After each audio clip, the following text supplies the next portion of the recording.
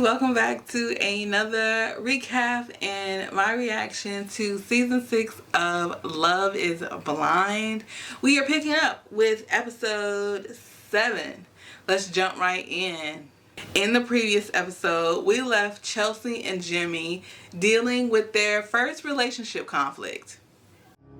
I want to make sure you know that I am very sorry and I love you, and I don't ever want to put you in a position where you feel sad or hurt. It appears, though, that they have continued talking about the situation and seem to have made amends for now. Meanwhile, Kenneth and Brittany also returned to their room and they recount on the various conversations that they had that night, which includes Kenneth bringing up to Brittany the conversation that he had with AD. He lets Brittany know that others like AD, his family, his friends, are going to question her readiness for being with a black man and their readiness as a couple for how others may perceive their relationship. Brittany proceeds to ask him a really good question.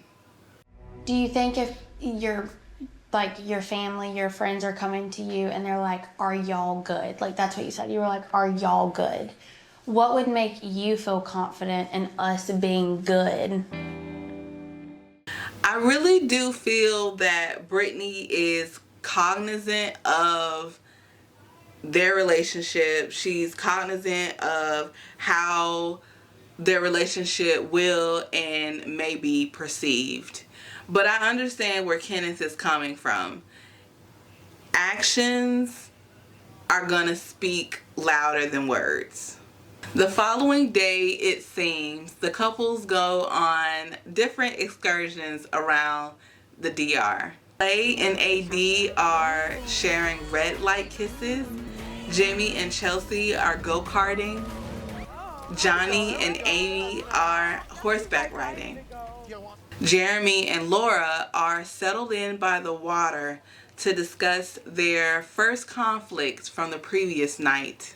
Last night was triggering for me because of past relationships I've been in. Yeah. Where it's like I end up being like embarrassed by my significant other because of like something they do or say or whatever. For those of you that are just tuning in, Mr. Jeremey repeated a joke to AD that was said by Laura that was not received well. It seemed to me, though, that he and Laura felt a bit embarrassed by how the situation transpired, and they both felt misunderstood by the other. In the end, though, it seems they agreed that their communication needs some work. Johnny and Amy seem to be doing well. There hasn't been anything that has stood out to me yet that there's any issues, but of course it's still early. I mentioned previously that sometimes the problems don't start until they return home and are dealing with their day-to-day lives. And it's funny that Amy actually brings this up during the episode. Like, everything is great, and I think that's what makes me nervous. I mean, we're bound to go through some hurdles. Yeah, that's what I'm like very nervous because I'm about. like, where? I told you, like, Where's it gonna go? I kind of want that initial like first fight just to see how it goes down and like see like what kind of things are said. I can understand where they're coming from. I mean, not just them, but all of the couples, they're in this paradise environment where there are all of these lovey-dovey vibes and lighthearted conversations and sweet sentiments. But the true, trials are gonna be them returning home and going about their daily lives with the addition of a whole person, their fiance. Now, speaking of problems not starting until after returning home, Kenneth and Brittany have been another couple that seem to not have any issues. And that was until I saw this. I'm so glad you're getting to experience the ocean.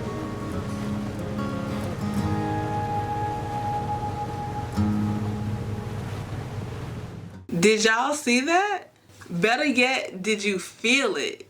The awkwardness, the coldness. You didn't? Okay, then check this out.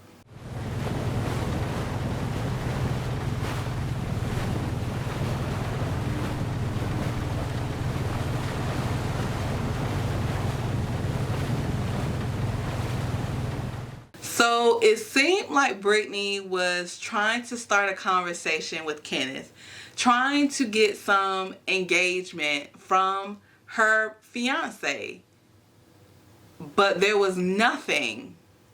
To me, it didn't seem like Kenneth was not talking to her just because he was enjoying the ride, right? Like, you know, sometimes when you're out and you know, you having a good time, you just want to enjoy the moment and you might be a little quiet. To me though, it didn't seem to be that. His demeanor gave me he's icing her out. I was so confused. I was like, what happened between the party with the couples and them talking that evening about, you know, how others may perceive them, to the boat ride where he's not talking to her at all. So literally it seems for the next few minutes he's not saying anything to Brittany, and that's until she notices a dolphin and points it out. I fell in love with dolphins because of that. You got me talking now. Literally, I loved it so much. Can I have dolphins on aisle 2, please? All the time? The appearance of a dolphin is what actually gets him to speak up. This was such a shock to me because up until this point, I had never seen Kenneth behave this way. I had never seen him, like, it really seems like he was icing Brittany out, and I had not seen that. I mean, I know they don't show, you know, their journey, you know, every second of it, right? But from what they've shown up until this point, I had never seen him behave this way. And his energy, his vibe in the latter half of the episode gave me red flags. So much so that I don't think they're gonna make it. It's quite possible, right, that he just didn't want to talk. Maybe he just wanted to lay there and enjoy the boat ride, enjoy the water, right? Maybe that's what he wanted to do. Maybe he was in his head about something or thinking about something. I get that.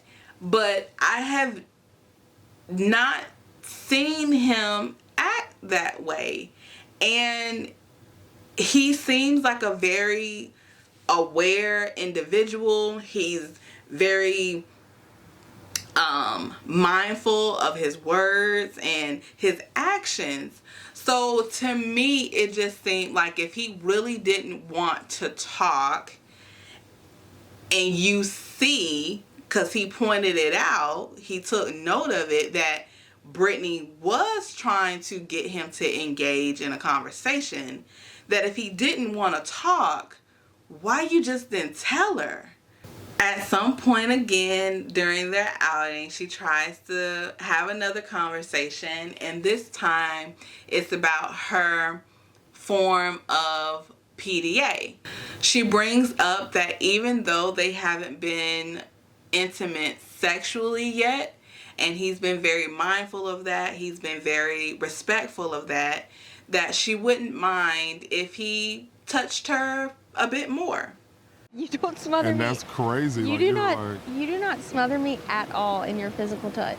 that's good to know. Like I kind of at one point, I did think, I was like, I don't really know if he's into me. Really? Yeah, because I was like, he like is not very affectionate. Wow, I've never heard that before. That's crazy.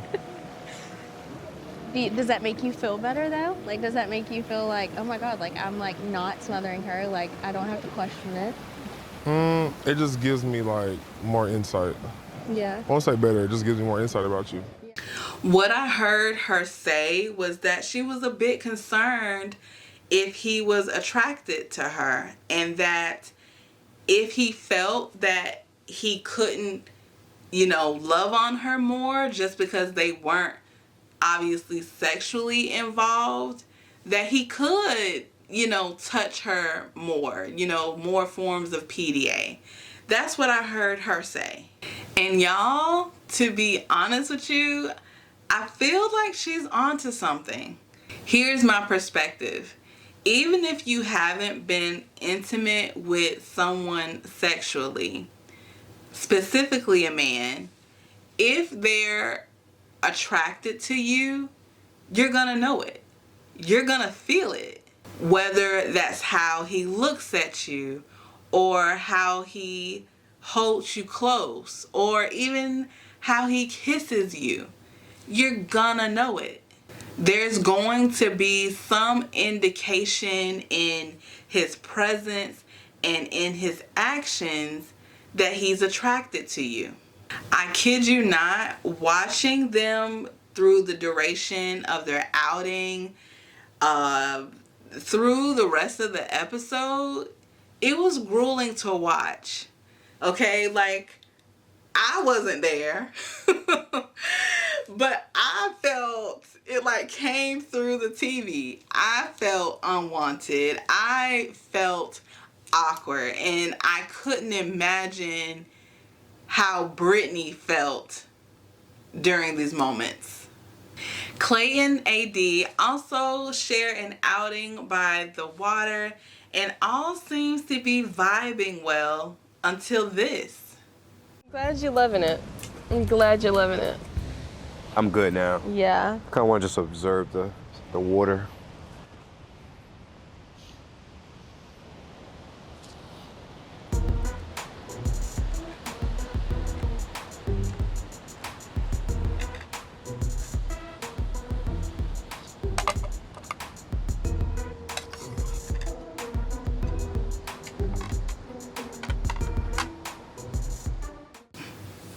Now, I will say him clearing the dishes wasn't all that odd to me.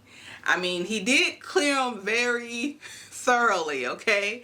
I kind of do something similar when I'm out to eat, because I know, the waitress, the waiter is going to be coming up and cleaning after me. So I like to try to organize the table a little bit. But I think the transition from Clay eating to him saying he just wanted to look out to the water, and then the way he like cleared up the dishes, I think that sudden shift kind of caught her off guard. To me, in this moment, he seemed to like get in his head about something, and I feel like he does that often. He eventually tells her what's on his mind. Like, I try to stay present in the moment, of everything, and I'm really enjoying my time. I guess, I don't know, I really don't want to let you down, you know what I'm saying? Like, I just feel that. Like, Is that what you're thinking? yeah. I'm good. Okay.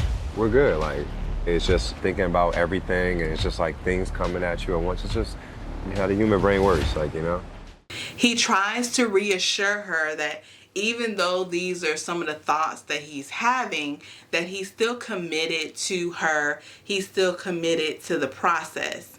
And how quickly he shut down, the conversation left AD, to me, no room to discuss it further. I think that Clay does want to be married. I do think that he likes AD. I'm just not sure if he likes the idea of marriage more than he is ready for the commitment of it.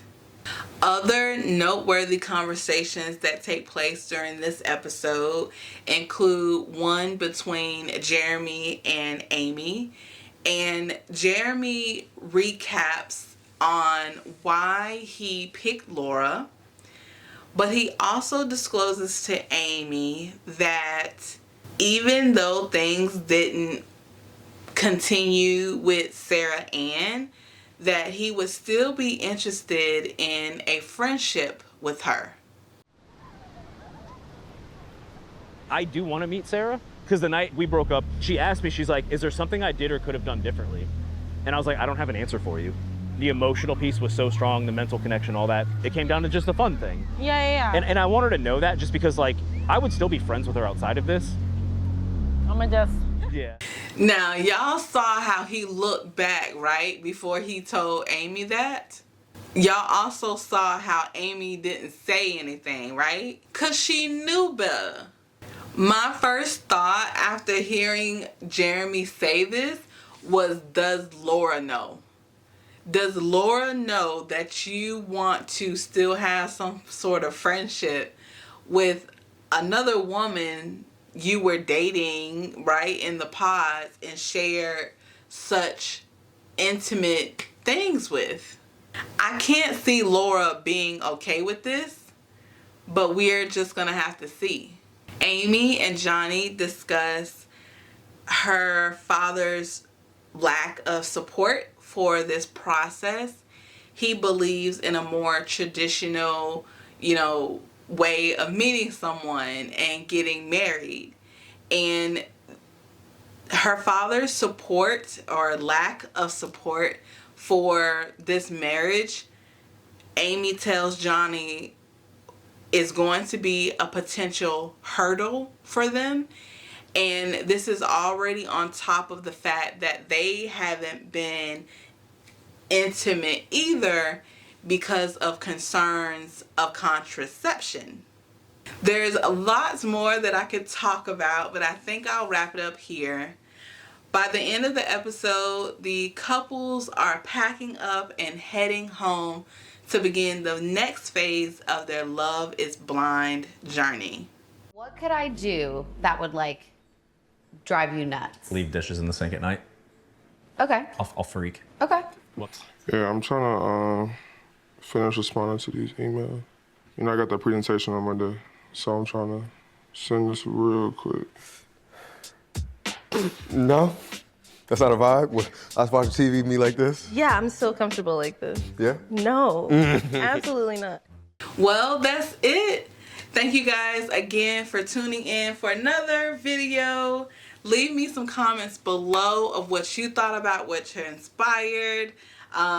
Definitely, like, what transpired between Brittany and Kenneth was a shocker to me. If you're new here, definitely check out some of my other videos. And if you like the content, if you like the vibe, definitely consider subscribing. Don't forget to give this video a thumbs up. And until next time, you guys be blessed and be safe. And I'll see you later.